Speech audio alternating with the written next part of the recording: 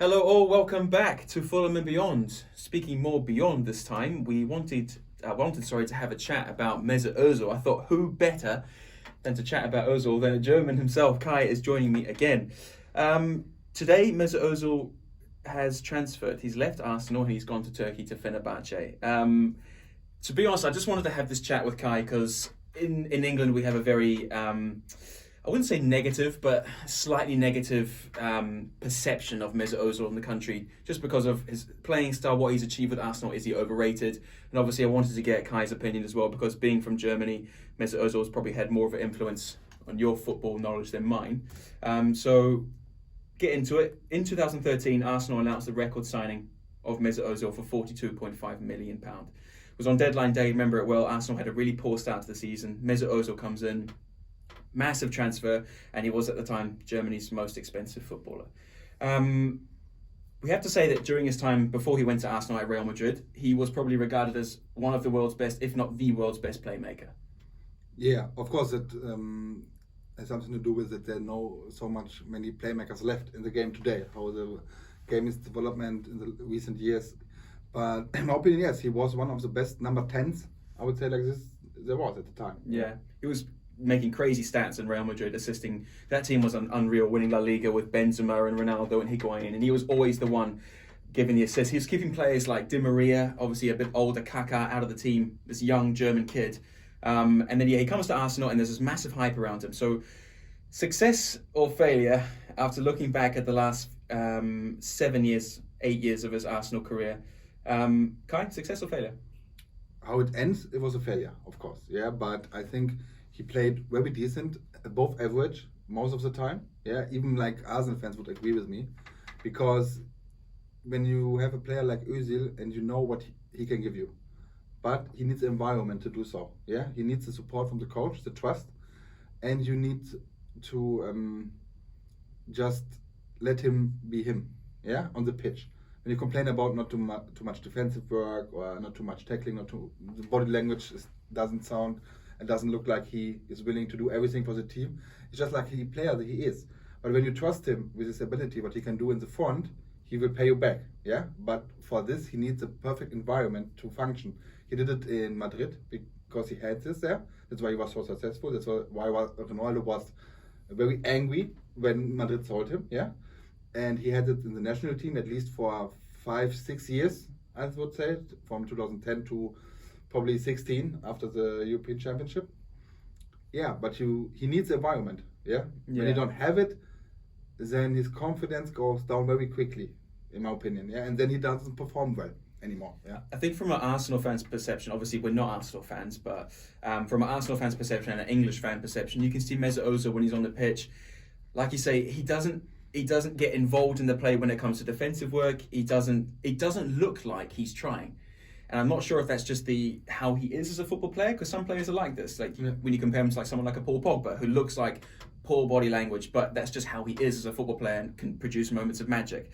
Mesut Ozil, you have to say, in Arsenal's recent history, is probably their most gifted footballer. yeah, But for some reason, during the last few years, it didn't work out.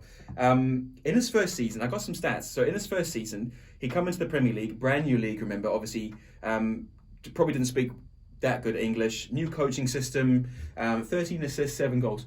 Good start in the first season. Was in the UEFA Team of the Year as well, and then just got better and better. Really, second season he came up with 9 assists, 5 goals, and then the third season was when he really hit his peak at Arsenal.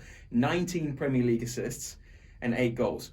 That's pretty incredible, to be fair, because the record back then, 15-16, was Thierry Henry with 20 assists. Now De Bruyne also has 20 now. But back then, he just got 1 assist below the record. And his assist stats is quite incredible for a player coming in from a foreign league as well. yeah, and especially when you go to the Premier League as a player, he's not like a very strength, powerful player, who can easily compete in the Premier League. He's like a very his skill set is very big, but it's hard for a player like this to compete in the Premier League because he will be get tackled a lot. The strength of the Premier League doesn't show at the beginning that he could do it what he did. You know what I mean? Like because it's very hard for this kind of player to compete there because he's even not, when you see him, he's like very I wouldn't say thin, but he's not like have not a good body presence on the pitch Right. normally. You know, Yeah. he's not like a dynamic player. Yeah. It's more like his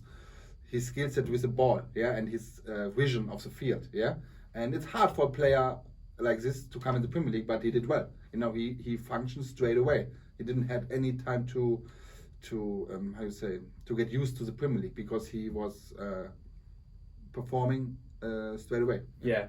And obviously, when you come in as a record signing for that amount of money, you have to perform straight Yeah. away. Otherwise, fans get on your back already. During his time at Arsenal, he won 4 trophies. If we're not including Community Shield, it is just 4 FA Cups. So 2014, 2015, he was, I wouldn't say instrumental, but he had a good run in the team to get those 2 FA Cups. 2017, he wins it again. And obviously, he was in the squad when they won last year at 2020, but obviously didn't feature much.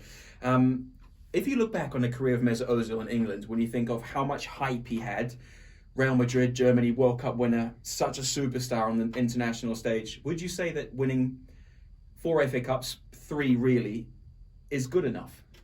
You know, but normally that's not good enough for Arsenal. That you can't make it in because of Mesut Özil, because in the recent years the whole Arsenal squad is not really competing at a high level all the time. No consistency, yeah. And of course, players adapt to that, yeah. When you're playing like for the Europe League places, it's not like really motivation, but there's no other goal right now, or like in the recent years from 16 on, yeah, because they were just not good enough to be in the top 4. Yeah. Yeah. So of course it's hard for people who are used to play Champions League like for a few years in a row to motivate themselves. Of course, you could say they should try to get the team there, but you can't say, okay, it's Özil's fault because they didn't reach their goals. Yeah. Yeah. And you can't expect for one signing. When you see the whole team, Özil was at the time maybe the superstar there, yeah, because Definitely. of his value. Yeah, definitely. But who else was there? That's the thing. There was no real other superstar there. Yeah, not only so as a superstar, not even like the perfect support cast, in my opinion. Yeah, Yeah. you didn't have that. So for that, what kind of team Arsenal had at the time or in the last years, it's a huge achievement when you compare to the team. But people always see Arsenal as a top team. Yeah. Yeah, even now. So, but they underperform all the time. Yeah, with Özil, without Özil, doesn't matter. Yeah? Yeah.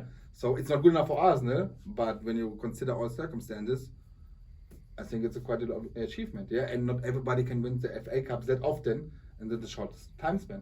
Yeah, FA Cup's not a banter trophy. No, FA Cup's no. a quality trophy. Yeah, 100%. But I think a player like Mesut Ozil was brought in to make Arsenal challenge for the Premier League, and it never really happened. They finished second that year when Leicester won it. That season when he got 19 assists and was unreal, they finished second. But there was never, that was the highest he got. You know, there was never really any title challenge from Arsenal. And I know what you're saying about Mesut Ozil not having the support, because the players he had around him were not the quality which he had in Real Madrid, definitely not the quality he has in the German national team. So I understand that. But when you're a player of Mesut Ozil's quality, when you look back on your career in England and you say 3 FA Cups, I personally would see it as a failure.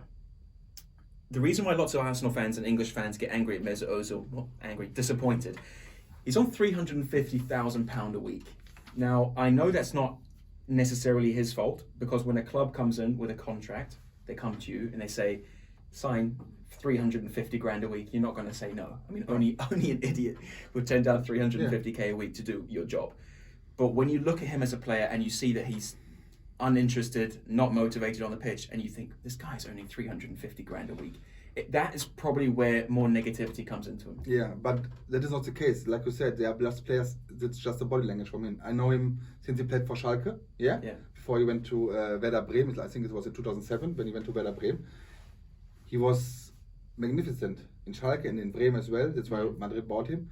But his body language was always the same like this, yeah? Especially when they have to do defensive work, yeah? You can argue about that, if it's the right thing, especially in the modern day football, yeah. But he was always like this, so you can't, I don't know, kick it out of him. Yeah. You know what I mean? It's like like straight away. natural, Yeah, it's like he is like, just like this. Yeah. Yeah. But and the next day you think he's totally not interested in the game, gets the ball, makes a fabulous pass and an assist. What happens a lot of time. So maybe you forgot about that then. You know what I mean? But when it's not happening, of course, then you search for the ranking. Oh, why is he looking like this? Why is he walking like this? When he does this in 100 games and in 80 games, you make an assist or a goal, fine, nobody will bat an eye. Yeah? Yeah. But when in the 20 games, the same player plays the same football with the same body language, nothing happened, you blame him for it. Why you don't put more effort on it. Yeah? And to be honest, the whole Arsenal squad, in my opinion, was, when Wenger was there, Özil was a good fit there because of his playing style. Yeah, definitely. I agree. When Emery was coming, he had a different philosophy. Özil played a lot, but you could see it was a different kind of play, so it's not very suited for Özil. Because players like him, you can't put every player in every playing style. Yeah, some are more like suitable for one playing style, some for the others, and it's maybe his fault that he never developed another playing style where he can play, but you can't put him in different players. He can just be the 10, the playmaker, and has to be has the freedom to play like he wants. Then he gives you everything. A lot of goals, a lot of assists, great playing. Yeah? A lot of chances he can create. Yeah? Yeah. But as soon as it's not happening, he's not the perfect fit anymore. Yeah. Yeah? And that was the most of the problem, I think. And to ask about 350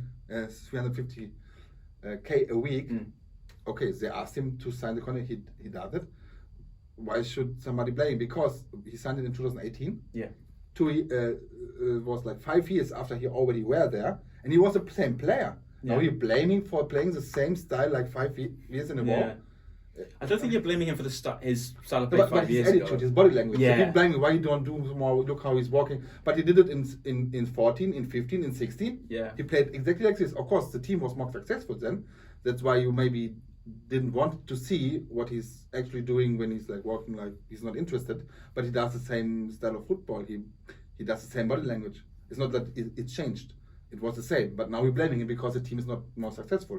I get it. It's your right to blame it. People, when the team is not successful, but don't blame him to get the 350 grand a week. Yeah, I mean, of course it's not his fault. If a contract comes in with that money, you sign it. Only an idiot wouldn't sign it. There was an issue regarding his contract during the COVID-19 situation as well, which I want to ask you about.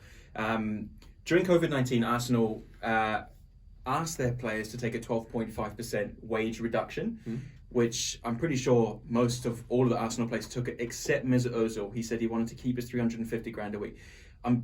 It was voluntary, so he didn't have to, but obviously it doesn't look good when you're not playing and you refuse to take a 12.5% wage cut during a global pandemic. Your thoughts? Of course, it doesn't look good. But first of all, he was not the only other player, but he was the only other player who were hyped up in the media about it. Yeah. And you don't know what's true now, because Arsenal say this side, okay, he didn't want to do it. Özil said, like in one statement, he was willing to do it. He just wanted to ask more information about it. If it's then guaranteed that nobody from Arsenal staff would be like sacked, and could we continue like this when we do it? And he didn't get the information, and they sacked the people anyway. Yeah. So that's why what he said, no, I don't do it then. Because we do a pay cut and you sack the people anyway. What's the point for this? That was a disgrace. When you know what I mean? That's what I'm thinking. Yeah. Of course it's not good. Normally you should say fuck it, but I'm sorry. It's okay. what they're doing, but I did my part, Yeah. You should do it. Of course it would make a better look for himself, Yeah. But on the other side, why you have to sack people then? Why you ask? It's just for the club to have the club more money. It's not because you want to save people. And that was like a disgrace for Arsenal as well. You know what I mean? Such a disgrace. Yeah, of course. Both sides, he didn't look good. He could just say, I do it, what you do with the money or not. It's a different thing. Yeah. Yeah. The start of his career, he was good. Like I say, he made lots of assists, lots of stats. During the start of 2019, I would say is when he started to being left out of the team. So Emery came in, he was playing, but then for like crucial away games, he was on the bench, sometimes not in the squad. And 2020, 2021, he was completely left out of everything. Out of the Premier League squad, out of the Europa League squad. For a player like Mesut Ozil, with the wage, the caliber of player, the history of the player, to be left out of a squad, of that Arsenal squad, which isn't amazing. I mean, they're not even in the top half of the Premier League this year, so they're not an amazing team. How could he possibly not be good enough for footballing reasons to be left out of that squad? There's no reason. Something went wrong. I don't know what, but I don't know if something happened, because Arteta is always saying in interviews, no, everybody's training fine. You know, he never really attacked him. He just said, I can't nominate everyone, but he left him out. And when you see the Arsenal midfield, what kind of players are playing there, I think I could play there. Yeah, no. Maybe not, but too easy but for you, how bro. can Mesut Özil not be good enough? Yeah. Even if his body language is bad, his defensive work is bad, you know what I mean? So, and you can't tell me that even Granit Xhaka performed better prior when he was extended, put into exile. Yeah. Better than Mesut Özil. He Yeah. was not. Definitely And not. even not after that. Because normally you could say, okay, Özil is gone now, Xhaka is now the man in the midfield. Yeah. He will show up, but he didn't. I remember when Xhaka got substituted and he took his shirt off and he threw Yeah, it. And he was like, captain's armband. Yeah, threw it. embarrassing. Imagine if Ozil had done that, man. yeah, that's what I'm saying. He wasn't good enough for the midfield, and the problem was as well, at the beginning, Arteta said, I count on Özil, I want him the player he is, Yeah. I need him, I want him in the squad. Yeah. And he did as well, but afterwards I think he was not really honest, because when I have my issues, maybe he developed a new system over time, and then said, okay, the playing style of Özil is not fitting anymore. Say it to the player, say it to the club, say it to the media. Say, he's not fitting in my playing style. I wanted to play like this, and it's not, you know. Even if he's a great player, that's why I can't nominate him. But he never did. He come out and he said Ozil's not in my squad for footballing reasons. He is not in my squad, which cannot be possible. No. Because there's no other midfielder as technically gifted as Mesut Ozil in that Arsenal team. When he would be a striker, then I could say, okay, like I said, you have Aubameyang, you have Willian. But in the midfield, what they have on players there, to be honest, even if I know a lot of players in the Premier League, 90% of the midfield I don't even heard about it before. Yeah. Of course, I saw it always on the lineup and stuff like that. But they are not quality players. They are average Premier League players. Definitely. At the highest. And that shows them the position of the Premier League this year. It shows. Yeah, average Premier League and players. then you can't tell me that Mesut Özil is not good enough to play there. Yeah. There should be something different happen. I don't know what, but There was that rumour that Ozil got left out because of his comments regarding China and their supposed treatment of Chinese Muslims in the country. Yeah. Obviously, would that have an influence? I mean, politically, football really stays out of politics. But when something like China comes and they're paying all this money to have the TV rights and all this kind of stuff, do you think that could be an issue?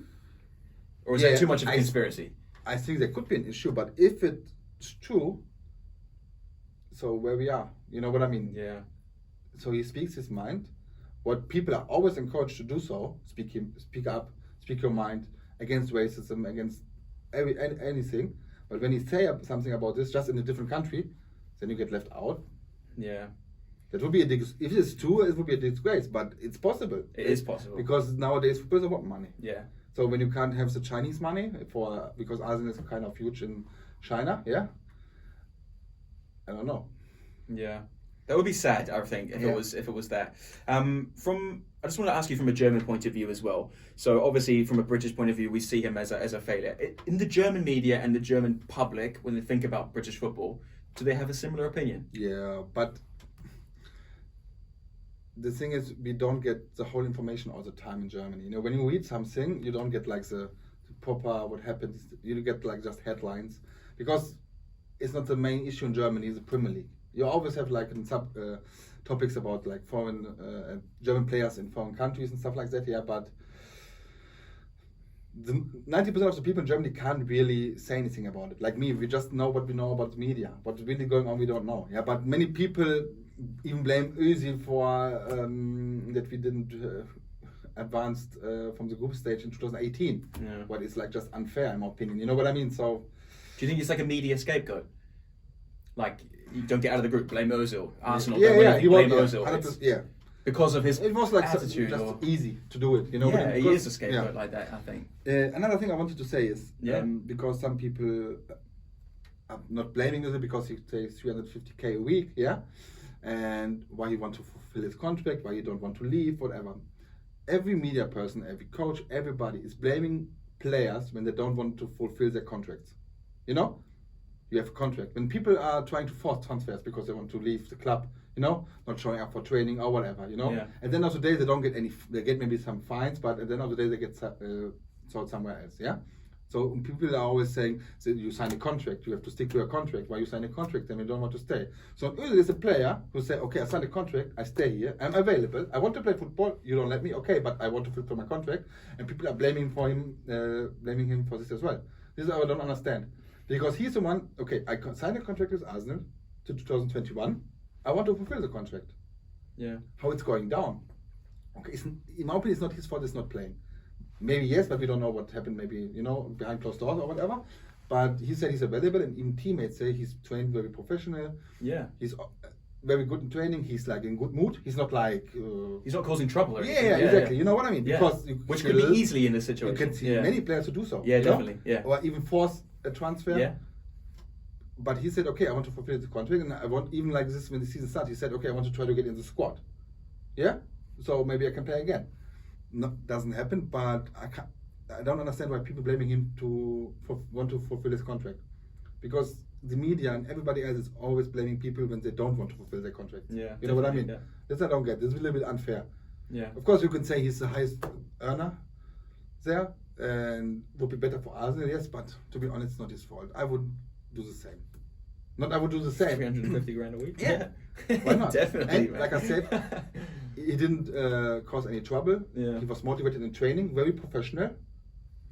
So you can't blame him for this, in my opinion. You can blame him for many things, yes, yeah, but you can do it with every player, but not like to try to fulfill his contract, his lucrative contract. Yeah. Yeah, that would be nice. No, 350 grand a week. Yeah. It's pretty much from me from Ozil. I mean, did you have any other final comments, really? I just think that Arteta should be more honest at the end. Now it's gone. He's to Fenerbahce. Maybe he will find fun playing football there as well, because he's like a hero in Turkey. Yeah, he's one of the best players I ever had there. Yeah, definitely. Yeah, and he's very connected to his roots there. Yeah, even if he's born in Gelsenkirchen, Germany. But he's huge there. Even if he don't perform that well, they won't. Yeah. Turkey people, they're very fanatic about football. Yeah, you know crazy. what I mean? Yeah. And very crazy about this as well. But we'll see. But maybe in another environment, people love him. That's what he needs. He needs people to love him, support him, give him the freedom to do. And he will have in Turkey, and then you will see another Mesut Özil again. Yeah. In my opinion. I hope so, because when I used to watch him, like, growing up, he was such a talent. Yeah. And I think he just didn't fulfill his talent in Arsenal. Yeah. But whether that was his fault, whether that's a coaching style, behind closed doors, we'll never really know. I just don't know. Yeah. Thanks for your input, man. It's interesting to learn from the German point of view. Guys, have you had any comments you want to write down about Mesut Ozil? If you think we were wrong, we were right. If the German is wrong, if the German is right. Germans are always right. It's set regarding Ozil. Yeah, do let us know. Send us a message, or put our Instagram name up as well if you do have any thoughts about Mesut Ozil. But as always, hopefully see you in the next one. Okay. Auf Wiedersehen. Auf Wiedersehen.